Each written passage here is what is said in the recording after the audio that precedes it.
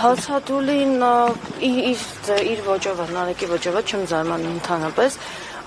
Ճիշտն ասած, չեմ էլ զարմանում դատարանի կայացրած որոշման վրա, որտեղ իրանցից ամեն ինչ սպասելի էր։ Այն, որ նոյեմբերի 13-ին Նարեկին առավոտյան տարան,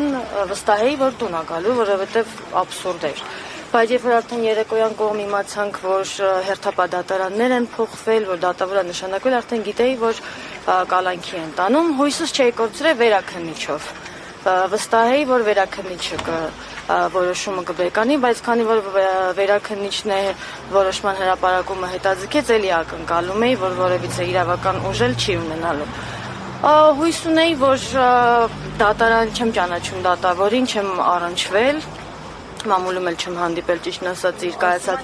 որոշումներից, չեմ իմացել, հույս ունեի, որ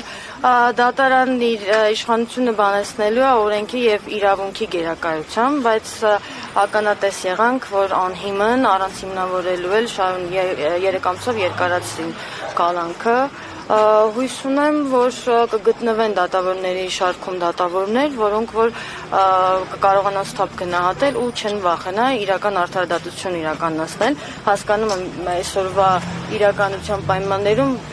իրոք վախենալու բան է արդարադատություն, նորմալ ճիշտ արդարադատության իրականացնելը, բոլորը վախենում են, թե իրենց հետ հետո ինչ կլինի, բայց նաև թող բոլոր դատավորները հիշեն Արտուշ Կապրելյանի օրինակը, որ անգամ եթե դու ծառայում ես այս իշխանություններին ու իրանց հլու հնազանդվում ես, մեկ այլի անպատիժ չես մնում դու։ Հենց այս իշխանությունների կողմից։ Լուսինե, Նարեկը իր խոսքում նշեց երեխաների մասին, այս պահին ինչպես են իրենք զգում իրենց, ինչ են խոսում հայրիկի մասին եւ աղջիկը, ձեր աղջիկն է կատեմ դուռը բացել, հիմա ինչ այսպես տպավորությունների տակ է։ Գիտեր, որ գալիս եմ դատարան, հույս ուներ, որ այսօր պապան տուն է գալու։